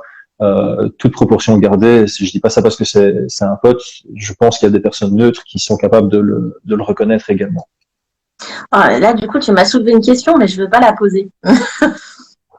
Tu peux toujours. Tu m'as dit que j'avais droit d'être joker, donc pose toujours la question. Et... que tu parles qui a été à l'UFC, mais qui avait pas vraiment sa place à l'UFC, tu vois. Bah, alors, de tête comme ça, j'en ai pas beaucoup. Je dirais que chez les femmes, par exemple, Priscilla Cochera, je trouve qu'elle a pas le niveau UFC. C'est celle qui avait été signée à l'UFC pour combattre contre Valentina Shevchenko. C'est pas, encore une fois, je déteste discréditer des combattants. Maintenant, la réalité, c'est que oui, elle avait pas, pour moi, elle avait pas les capacités qui sont nécessaires pour aller à l'UFC. Le deuxième meilleur exemple, et là, tout le monde sera d'accord avec moi, c'est CM Punk qui est allé à l'UFC juste pour le côté marketing.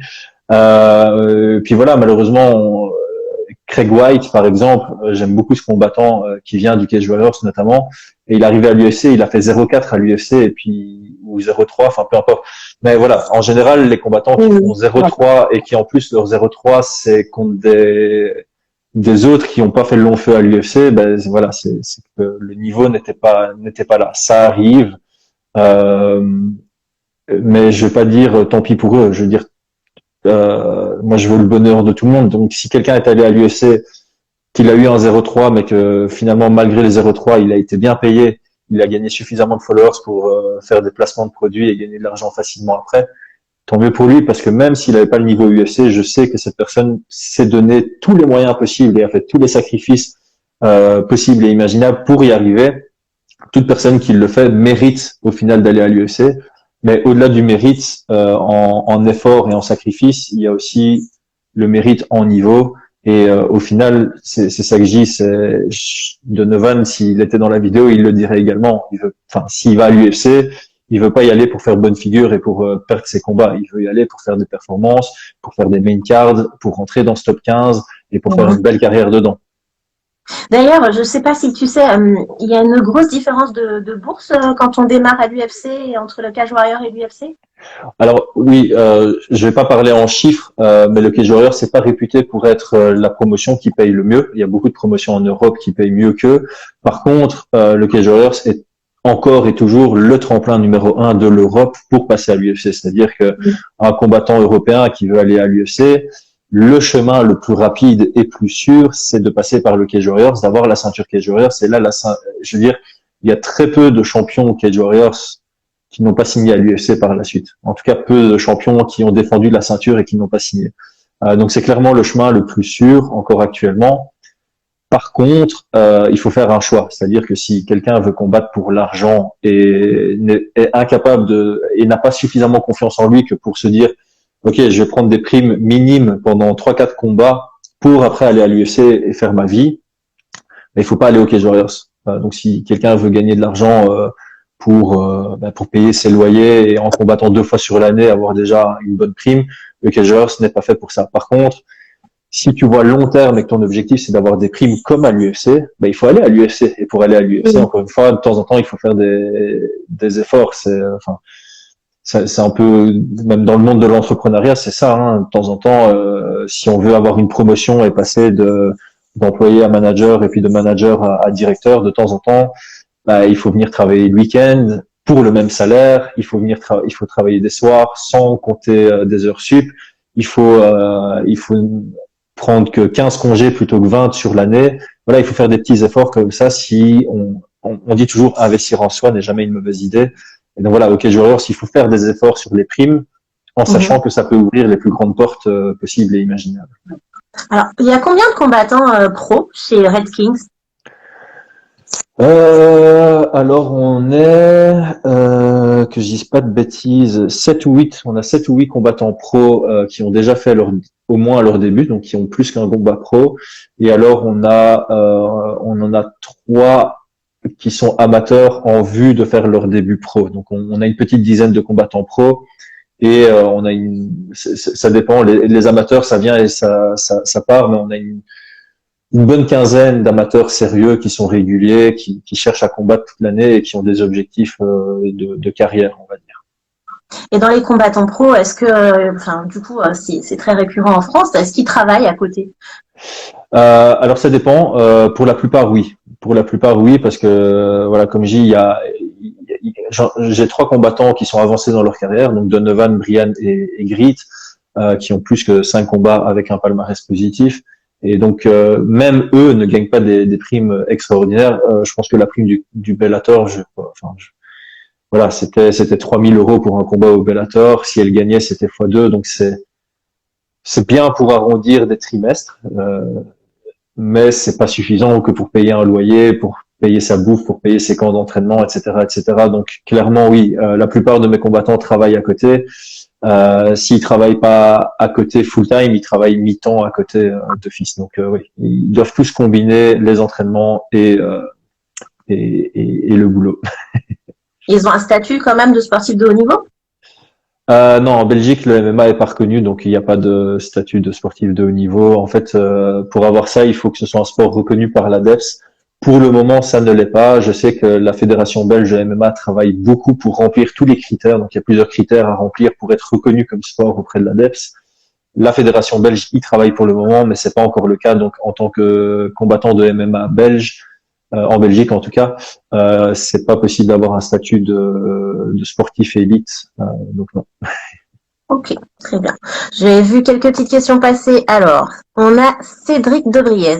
Pour toi, les 10 qualités à avoir pour être un bon combattant MMA. Donc, apparemment, tu es un couteau suisse, d'ailleurs, Chris. 10 du haut de ma tête comme ça.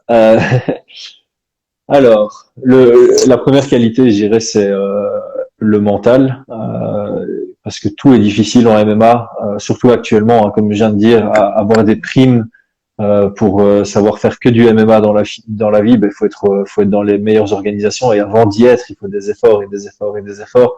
Donc pour moi, il y a clairement le mental, c'est la première chose. Maturité / intelligence, je pense que malgré l'image encore négative du sport, c'est un sport où seulement les personnes qui sont un minimum intelligentes, un minimum matures, capables de se remettre en question, c'est une qualité qui est impossible à contourner pour une belle carrière en MMA. La capacité à mettre son ego de côté, je pense que c'est très très important.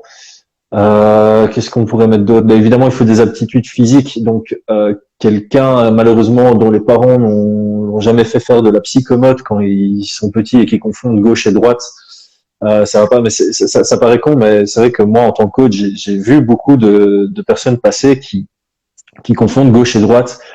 Quand tu leur montres un jab direct, ils font un direct jab, et ça paraît con, mais le fait de pas savoir se situer dans l'espace, c'est un gros défaut en MMA, surtout en grappling, mais en pied-point aussi. Donc ouais, cette capacité un peu psychomotrice est très importante. La patience, la patience est une qualité ultra importante, parce que l'impatience va te pousser à prendre des mauvais combats. L'impatience risque de te pousser à t'entraîner en sortant de blessures un peu trop tôt et de se reblesser. Donc ça, c'est très important. La capacité à aimer son propre sport. J'ai toujours dit que pour moi, je vois pas comment quelqu'un peut percer dans son sport s'il regarde pas les plus gros combats de son propre sport et qu'il les analyse un minimum. Donc ça aussi, c'est une qualité. Pour le reste, On arrive à ben, 6, quoi. ouais, je crois qu'on est à 6, mais Pas mal. j'ai encore peut-être en dire une qui pour moi est importante, c'est la confiance en soi, évidemment. Mais je veux pas dire la confiance en soi dans le sens je suis le meilleur, etc. C'est connaître sa propre valeur, c'est-à-dire savoir s'entourer des bonnes personnes. Pour savoir s'entourer des bonnes personnes, il faut être capable de dire non à certains. Il faut être capable de dire les réalités aux autres en face, en leur disant ça, je suis pas d'accord. Le meilleur exemple pour ça, c'est Brian. Brian, quand il a un problème avec quelqu'un, il va lui dire. Et je pense que c'est une des nombreuses raisons pour lesquelles il est si loin dans sa carrière, c'est parce que il est vraiment capable de mettre les gens à leur place et de bien définir les rôles autour de lui pour savoir définir, ok, toi tu vas m'aider à ça, toi tu vas m'aider à ça, toi tu vas m'aider à ça. Et donc voilà, ça c'est très important. Et puis finalement, l'esprit win-win, c'est super important en MMA aussi, mais ça c'est important dans la vie de tous les jours. Donc voilà, je crois que j'en ai fait 8. C'était pas les 8 plus importantes, mais c'est les 8 qui me sont venus dans ma tête en totale improvisation. Merci Cédric pour la question, tu m'as vraiment mis dans un embarras là. J'y réfléchirai et ça pourrait être un très très bon sujet de vidéo. Alors, du coup, moi, j'aimerais savoir combien de temps est-ce que tu passes à analyser des fights, en fait? Combien d'heures? Alors c'est très compliqué à dire. Disons que je regarde tous les UFC en entièreté. Donc ça représente probablement 3 heures de combat, on va dire en moyenne par week-end. Les prélims aussi? Ouais, je regarde donc les UFC, s'il y a 12 combats, je regarde les 12 combats Ah, sans hésiter. Quand je fais une vidéo sur un combattant, enfin quand je fais une vidéo de preview sur YouTube, je vais regarder les 3 derniers combats de chacun des combattants, sauf si de mémoire je sais qu'il y a un plus vieux combat qui a un intérêt par rapport à l'angle d'analyse que je veux prendre. Mais généralement, j'essaie de me caser sur les 3 derniers parce que c'est généralement les plus représentatifs. La plupart des combattants que j'analyse, c'est les main events. Qui dit main event dit meilleur combattant. Qui dit meilleur combattant dit combattant évolutif. Donc, ça sert à rien d'aller analyser un Stipe Miocic contre Mark Hunt, même si c'était une super performance. Le Stipe Miocic qu'on a vu contre Mark Hunt, c'est plus du tout le Stipe Miocic d'aujourd'hui. Donc, enfin, ça fait 6 combats minimum que je regarde en plus pour préparer mes analyses. De temps en temps, il y en a un ou deux qui traînent en plus. Et puis voilà, il y a des soirées où quand j'ai rien à faire, je vais regarder un combat au hasard, mais plutôt sur la scène locale, pas spécialement sur l'UFC, pour un peu découvrir des nouveaux talents, ou de temps en temps pour un peu observer les combattants que mes combattants à moi pourraient affronter. Donc ça m'arrive souvent d'aller revoir des vieux combats du Cage Warriors. Et pour finir, quand je vais aller commenter Eleven Sports, j'essaye dans la mesure du possible d'aller voir des combats des combattants que je connais pas. Donc quand il y a quelqu'un qui fait ses débuts UFC, ben, j'ai rien comme information sur lui. Et si le gars il décide de faire un walkout super long, je suis dans la merde parce que je sais pas quoi dire et j'ai pas de sponsor, j'ai pas mon John Anik avec moi qui va pouvoir me sauver et parler d'un sponsor sur Eleven Sports, on n'en parle pas dessus. Donc à ce moment-là, je vais essayer de regarder un de ses combats pour avoir une anecdote, ne fût-ce que pour savoir dire s'il combat en pression, s'il est gaucher, s'il a une fois envoyé un spinning wheel kick, n'importe quoi. Mais au moins, ça me permet de regarder. Et j'ai toujours, enfin, quand je regarde un combat, c'est toujours, étant donné que, surtout avec le Covid, on n'a plus beaucoup l'opportunité de coacher. Quand je regarde un combat, je le fais sous 2 angles différents. Donc, soit je me dis, je vais regarder un combat pour m'améliorer en tant que commentateur, et donc je commente le combat dans ma tête. Soit je me dis, je vais regarder le combat en tant que coach pour m'améliorer en tant que coach, et je choisis un des deux combattants en me disant, qu'est-ce que tu lui dirais maintenant, qu'est-ce que tu lui dirais maintenant. Comme ça me permet de vraiment me mettre en situation, en fait. Donc, je pense que ça, c'est important pour un coach, par exemple, c'est de regarder des combats de temps en temps pour le plaisir, hein, évidemment. Mais c'est toujours intéressant de regarder un combat en se disant, ah, ben, tu sais quoi, moi, je suis pour Francis Ngannou contre Stipe Miocic. Je vais regarder le combat avec beaucoup d'intensité parce qu'à n'importe quel moment ça peut s'arrêter, mais en disant tiens là si j'étais son coach, je lui donnerais ça comme instruction. Je pense que c'est une bonne façon de s'entraîner et automatiser justement les bonnes instructions. Et vous pouvez regarder du coup l'UFC sur quelle plateforme vous regardez UFC Fight Pass, Eleven Sport Ouais, alors chez nous, pour regarder les prélims, c'est d'office UFC Fight Pass. Pour regarder les main cards, on a le choix entre UFC Fight Pass et Eleven Sports. Donc si par contre, ce qu'il y a de bien avec Eleven Sports, c'est que je pense que c'est 7 € par mois. et on ne doit pas payer de prix extra pour les pay-per-view. Donc, étant donné qu'il y a un pay-per-view par mois et que sur l'UFC Fight Pass c'est 30 €, ben on fait des économies en ayant Eleven Sports et UFC Fight Pass. Il y a pas mal de Belges qui se plaignent en disant c'est con que Eleven Sports ne passe pas les prelims, mais au final on paye l'UFC Fight Pass plus Eleven Sports, ça revient toujours moins cher que de payer UFC Fight Pass plus les pay-per-view pour voir les pay-per-view. Donc voilà, j'avoue qu'on a pas mal de chance à ce niveau. Enfin, moi je me considère comme chanceux par rapport à ça parce que quand je regarde dans d'autres pays, je me dis que je serais potentiellement incapable de regarder tous les pay-per-view, quoi. Non, mais nous, maintenant, depuis janvier, on a RMC qui a repris les droits. Donc, ça fait que les prélims, on les regarde sur les UFC Fight Pass et les main cards également sur RMC. Voilà. Ah ben voilà, Donc, c'est le même principe. C'est le même Et principe. du coup, effectivement, on n'a pas à repayer en plus des pay-per-view. Mais pendant toute la crise sanitaire, de toute façon, en France, en tout cas, on ne payait pas en plus. En fait, on voyait tous les événements sur UFC Fight Pass. Donc, voilà, nous, ça nous a un peu changé. On est un peu râlés, mais, mais bon, au final, on le voit quand même. Et on a de nouvelles plateformes aussi qui arrivent en plus. Il y a Fight Nation pour voir le Brave, donc les MMA TV également. Enfin, il y a pas mal de choses qui sont en train de se mettre en place de notre côté. C'est pas mal. On a une petite question également de Vivien. Que pensez-vous de l'importance de la compétition en amateur dans la carrière d'un combattant pro?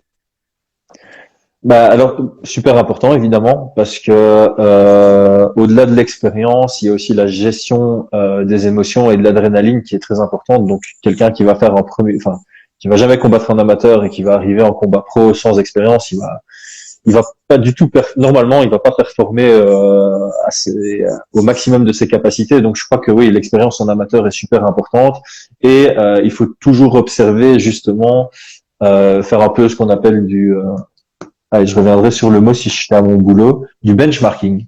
Donc, ce que j'entends par benchmarking, c'est qu'il faut regarder les autres amateurs, à quel moment ils passent pro.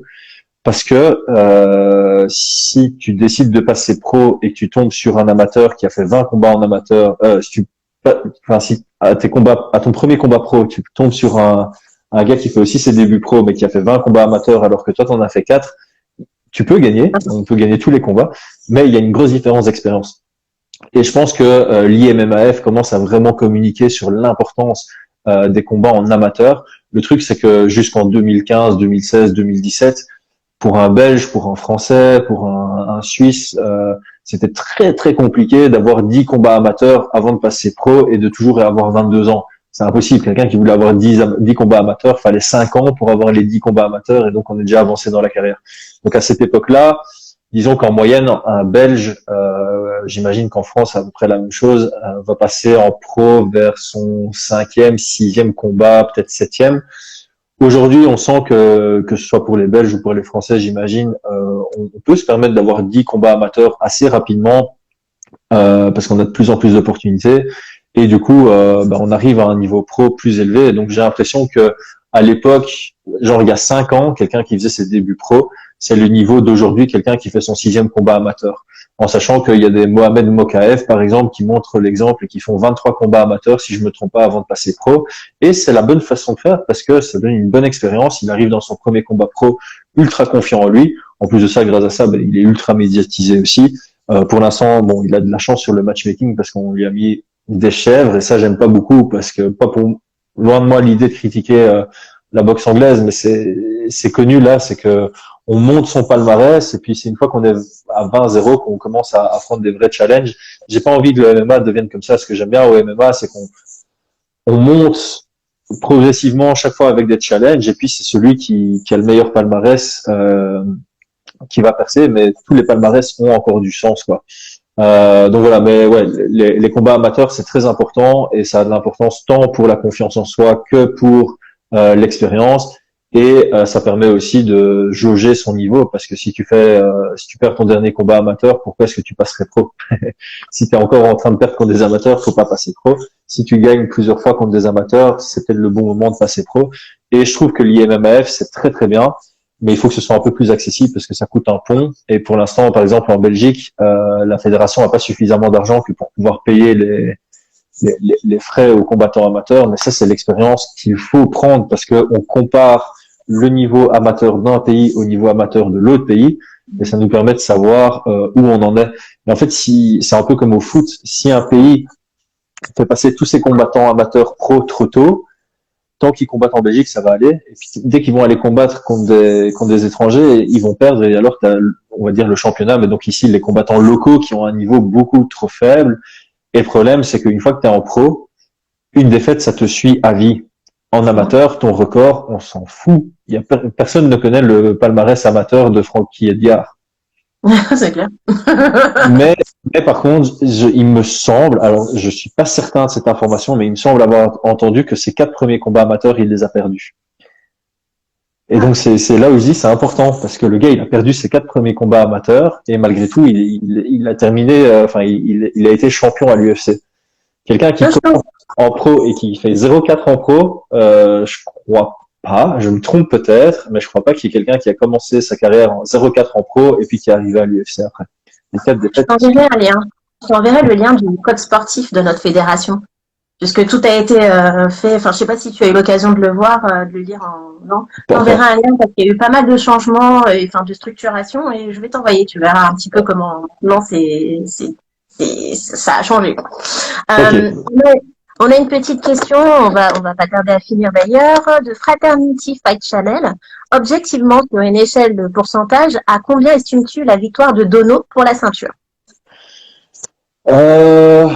Alors c'est évidemment très difficile d'être objectif. Maintenant, j'ai toujours détesté. Alors un truc que je déteste en MMA, c'est les interviews d'avant combat où les combattants disent je suis meilleur que l'autre à tous les niveaux, il n'y a aucune chance qu'il gagne. Et on est en MMA. La réalité, c'est que si le combat est organisé, surtout pour la ceinture du cage warrior, c'est que l'un comme l'autre a ses chances.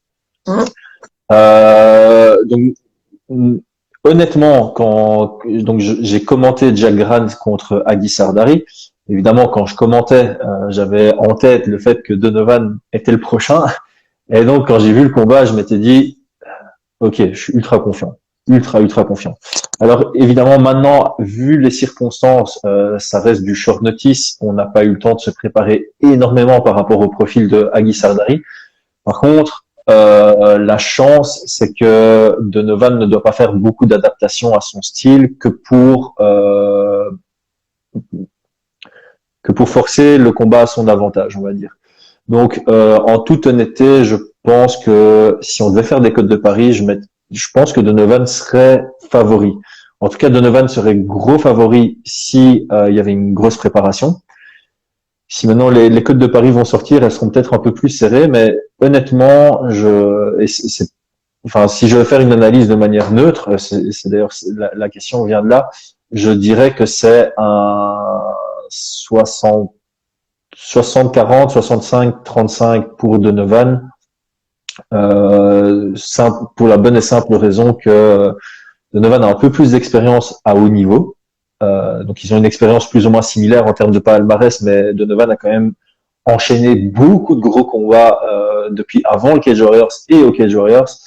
Je le sens, j'ai vraiment senti une évolution dans son aisance dans la cage. Et comme je dis, il a un style qui peut vraiment mettre en difficulté Agi Sardari à tous les niveaux. J'ai l'impression que Agi, il doit aller décrocher une décision. Enfin, je le vois pas dominer Donovan dans un domaine du MMA, donc je le vois plus dominer sur la gestion de combat, sur le cardio, sur le fait que lui est préparé depuis des semaines et des semaines. Alors que je pense que Donovan a vraiment pas mal d'ouverture pour aller l'inquiéter sur des finishes et sur des gros moments. Donc ouais, 60-65% à l'avantage de Donovan. Mais chez vous en Belgique, du coup, au niveau des salles de sport, comment ça se passe? On peut continuer à s'entraîner ou ah ouais, c'est bien ça le problème. Okay. Donc je comprends. Les salles sont fermées. Maintenant, on a loué une salle qu'on a emménagée avec une cage à l'intérieur, alors que dans notre salle d'entraînement classique, on n'a pas de cage. Donc ça, c'est un avantage. Ça veut dire que ça fait un mois qu'on a plus ou moins installé la salle dans laquelle on va seulement par 2 ou par 3. Donc on essaie de respecter évidemment un maximum les règles, mais bon, à un moment, il faut aussi considérer que c'est des combattants pros qui ont un objectif de carrière. Donc voilà, on reste très prudent. Mais on respecte pas à 100%. Je devrais peut-être pas le dire publiquement. Ouais. Mais donc voilà, on a quand même amené, on a quand même une petite salle de 80 mètres carrés avec une cage dedans qui nous permet de nous entraîner dans de très bonnes conditions. Et donc Donovan, il a été un peu blessé en décembre, c'est pour ça qu'il n'avait pas combattu à la dernière trilogie. Mais malgré sa blessure, il était blessé au genou, si je me trompe pas. Malgré sa blessure, il entraînait le haut du corps. Enfin, il a jamais lâché. Et ce qu'il faut savoir, c'est qu'avant sa blessure, il était mais à fond, comme il a jamais été à fond. Et le talent de Donovan plus le travail qu'il a mis et l'investissement qu'il a fait en lui depuis le premier confinement, ça va donner un très très beau résultat dans la semaine prochaine. On attend ça avec impatience. En tout cas, on croise les doigts. Alors, on va faire un petit quiz quand même, histoire de finir, puisque tu nous as accordé beaucoup de temps et franchement, merci encore. Alors, je voudrais savoir pour toi, alors donne-moi 3 noms de combattants et combattantes, parce qu'on les oublie trop souvent, que tu peux considérer comme The GOAT. Amanda Nunes, chez les filles. Voilà. Alors chez les hommes, c'est toujours une question difficile parce que ça dépend des critères qu'on met et ça dépend de l'importance qu'on met aux critères. Donc c'est ultra subjectif. Ça veut dire que ma liste sera différente de celle de quelqu'un d'autre. Alors moi, je vais toujours faire rentrer un peu les émotions dedans. Je vais mettre Georges Saint-Pierre dedans. Simplement parce que pour moi, c'était une inspiration tant dans la cage que en dehors de la cage. Et j'aime toujours mettre un peu ce côté en dehors de la cage. J'aime bien ce critère pour GOAT parce que je sais qu'aux États-Unis ils s'en foutent. Le MMA est super développé. En Belgique, en France, c'est important d'avoir des ambassadeurs qui véhiculent une bonne image. Donc Georges Saint-Pierre, indiscutable. En troisième personne, en fait, j'aime bien toujours mixer GOAT et Pound for Pound aussi. Donc j'ai du mal à. En fait, le problème, c'est que les 3 autres noms qui viendraient, c'est John Jones, Khabib et Demetrius Johnson et Anderson Silva aussi. Le problème, à part Anderson Silva, ils se sont jamais vraiment challengés dans d'autres divisions. Et je trouve que pour être GOAT, il faut savoir être capable de varier entre les divisions. Mais je vais prendre Mighty Mouse de nouveau avec cette notion de l'image qui véhicule en dehors de la cage. Et dans la cage, il était juste exceptionnel. La seule raison pour laquelle je mets pas Khabib et John Jones, c'est parce que jusqu'à présent, John Jones, il s'est conforté chez les light heavyweights. Et en plus de ça, c'est vraiment en tout cas, il paraît pas être la meilleure des personnes en dehors de la cage. Et Khabib, un peu pareil, il est resté dans sa zone de confort chez les lightweights. Et autant il est extrêmement fort, autant sa carrière en tant que combattant est tellement petite par rapport à un gars comme Demetrius Johnson, comme John Jones, comme Anderson Silva, comme Georges Saint-Pierre. Donc, ok, il a battu tout le monde en allant vers le top, mais il n'est pas resté champion assez longtemps que pour être dans le top 2. Il est clairement dans le top 5, c'est indiscutable, mais je le déprioritiserais par rapport justement à Mighty Mouse, sur lequel on s'est pas vraiment critiqué. Même sa seule défaite à l'UFC, au final, je crois que c'est une split, ou c'est peut-être une unanime, mais discutable. C'est juste dommage qu'il soit pas revenu pour redevenir champion, mais malgré tout, il a un statut qui est impossible à contredire. Ok. Alors, le petit quiz. Tu es plutôt Pride ou UFC? UFC. Oh, Pride. T'as pas aimé le Pride? J'ai beaucoup aimé le Pride, mais j'ai commencé à mettre dans le MMA juste au passage de l'un à l'autre. Donc, je sais que les gens old school, ils adorent vraiment le Pride, etc. Mais au moment où je me suis plongé vraiment dans le MMA, le Pride venait de s'arrêter, en fait. Donc moi, c'est l'UFC qui m'a vraiment fait baigner dans le MMA, et donc on n'oublie jamais sa première, comme on dit. On n'oublie jamais sa première organisation non plus. Plutôt high kick à la Mirko Cro Cop ou triangle à la Antonio Nogueira?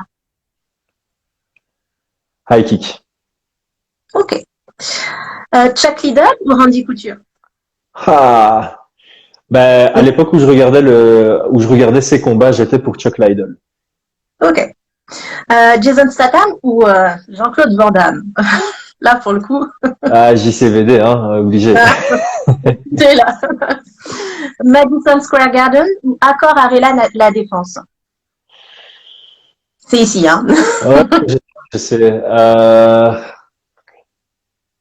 Bah, Madison Square Garden, ça reste mythique. Disons que par exemple, pour un Belge, combattre en France, c'est à côté, c'est chez les voisins. Moi, j'adore l'avion, en fait. Donc, Square Garden, j'avais l'avion qui est payé et tout, donc je prends ça, quoi. Et McDo ou KFC? Ni l'un ni l'autre, je peux pas là. Je mange plus jamais de crasse, donc. C'est bizarre, mais je m'en doutais. Je m'en doutais. J'en mangeais beaucoup quand j'étais étudiant. Là, ça fait 5-6 ans que j'en mange plus jamais. Par contre, à l'époque où je pouvais choisir, McDo, le KFC m'a dégoûté avant que le McDo ne me dégoûte. On va dire ça comme ça. D'accord. Donc, tu fais attention à ton alimentation. C'est une alimentation de sportif? J'irai pas jusqu'à dire que j'ai une alimentation de sportif parce que je me considère pas comme un réel sportif. Par contre, j'ai écouté beaucoup de podcasts sur la nutrition, sur la santé, etc., etc. Donc, on va dire que je suis pas un psychopathe, mais je fais gaffe. Donc, j'évite les crasses et j'essaie quand même de maximiser tout ce qui est, tout ce qui est alimentation équilibrée. Je suis un omnivore pur et dur, donc je vais manger de la viande, je vais manger du poisson, je vais manger des légumes, je vais manger des carbohydrates. Je vais pas commencer à faire du keto, carnivore, véganisme, tout ça je fais pas. J'ai fait jeûne intermittent. C'est le seul régime que j'ai vraiment essayé et ça m'a bien plu. Mais voilà, je veux dire que j'ai une bonne balance, un bon équilibre alimentaire. Voilà, on va plutôt définir ça comme ça. Alors, je crois qu'on a fait le tour, commentateur. On en a parlé. Après, on n'en a peut-être pas parlé de comment tu es arrivé à commenter l'UFC, peut-être. Mais voilà, commentateur, analyste, podcasteur, manager, coach. Alors, et auteur, quels sont tes prochains projets, tes challenges?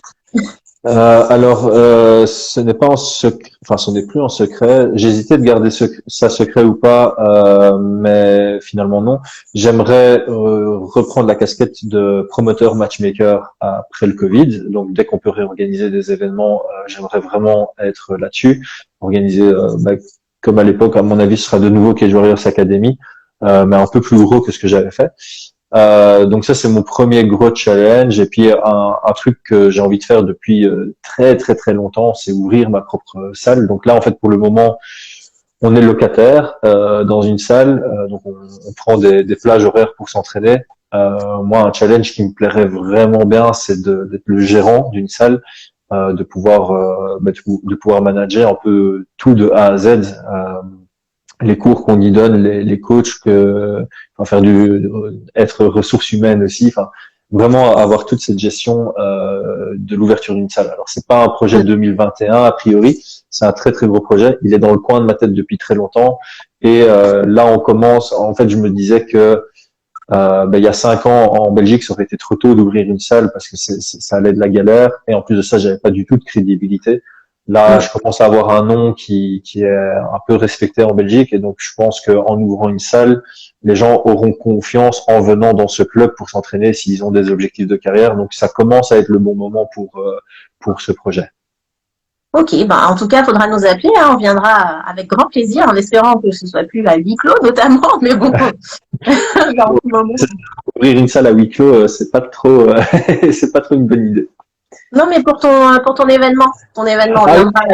C'est ça en fait, l'événement, je vais pas prendre de risque. Hein. Je vais pas du tout être un des premiers. C'est-à-dire que si les conditions commencent à se lever, mais qu'il y a encore des conditions et des restrictions, c'est pas moi qui vais organiser un événement. Entre guillemets, voilà, j'ai un boulot full time qui me plaît énormément. J'ai beaucoup de casquettes en MMA, donc j'ai pas le temps de perdre du temps. Donc j'ai pas le temps de commencer à organiser un événement pour que 3 semaines plus tard on me dise ah c'est annulé. Et du coup moi qu'est-ce que je vais sentir, c'est que j'ai investi 3 semaines à raison de 10 heures par semaine du temps dans quelque chose qui a servi à rien. Donc pour l'instant, je joue quand même souvent la carte de la sûreté, c'est-à-dire que chaque heure que j'investis, je veux que ça serve à quelque chose. Et donc là, pour l'instant, le risque est trop élevé d'investir du temps pour rien. Donc je vais attendre que ça se lève, je vais attendre qu'il y ait d'autres événements que ça pose pas de problème, que ce soit facile, qu'il faut pas payer. Ça paraît con, mais maintenant les combattants, il faut leur payer des tests PCR, etc., etc. Ça ajoute une charge supplémentaire à la promotion. Et de mon expérience, mes événements, quand je les ai organisés, on n'a quasi rien gagné. Il y a même un événement où on a perdu de l'argent. Donc voilà, je peux d'office pas me permettre d'organiser un événement en période de Covid, sauf s'il y a quelqu'un qui vient chez moi et qui me dit tiens 40 000 euros, tu fais ce que tu veux avec. Là, ça me met une sécurité. Mais s'il y a une des personnes qui écoute qui a 40 000 euros pour me faire plaisir, pour que j'organise un événement, je te donne le nom de l'événement. Si tu t'appelles Julien, je fais le Julien MMA Fight Night. Et voilà, blague à part, ça n'empêche que même un des plus grands kiffs quand j'organise l'événement, c'est d'être sur place et de voir le plaisir que prend le public. Donc quand bien même on me donnerait de l'argent et on dit tiens organise un truc à huis clos et t'as aucun risque financier, je suis pas certain que je le ferais parce qu'à mon dernier événement, euh, voir dans le regard des jeunes combattants le bonheur qu'ils avaient c'était une belle salle, on a fait ça dans un casino en fait. Donc quand ils faisaient leur walkout, je voyais vraiment il y avait un combattant de 16 ans, il y avait plusieurs combattants qui faisaient leur premier combat, ils rentraient, il y avait 700 personnes qui étaient MMA Factory, merci à vous. Je sais pas s'il y en a qui écoutent, mais certainement on leur dira. Ils étaient 80 ou 100 dans le public, ils ont mis une ambiance de fou. Et j'adorais ça parce que je sentais que le public était en kiff, que ce soit MMA Factory ou que ce soit les curieux qui avaient jamais vu de MMA, ils adoraient. Et je voyais vraiment que les combattants, ils sentaient que c'était un truc pro, alors que au final, c'était un événement avec 10 combats amateurs et 5 combats pro ou 6 combats pro. Donc voilà, c'est vraiment une bonne expérience pour les combattants et pour le public. Et moi, si je réorganise, c'est aussi pour ça, c'est pour que toutes les personnes impliquées, ça leur crée un souvenir parce qu'au final, quand on sera sur notre lit de mort, ce qui va nous rester, c'est le souvenir, c'est pas l'argent, c'est pas le matériel, c'est que les souvenirs. Et donc, si quelqu'un, quand il sera grand-père, il va raconter une histoire d'un événement que j'ai organisé, c'est un putain de plaisir pour moi. Ouais. En tout cas, on te souhaite plein de bonnes choses. Un grand merci à toi pour ta disponibilité. Et puis, n'hésite pas à nous transmettre les infos de ce qui se passe en Belgique. Nous, on est là pour relayer. Donc, à très, très vite et merci encore. Merci pour d'avoir refait la plateforme pour m'exprimer ce soir. Ça m'a fait énormément plaisir. C'est une très très chouette interview. Et donc bonne soirée à tous ceux qui ont suivi. Merci aussi d'avoir consacré votre temps à nous regarder parler plutôt qu'à aller sur Netflix. C'est vrai. Merci à tous ceux qui ont posé des questions. En tout cas, on se dit à très très vite. Merci beaucoup. Merci. Au revoir. Au revoir.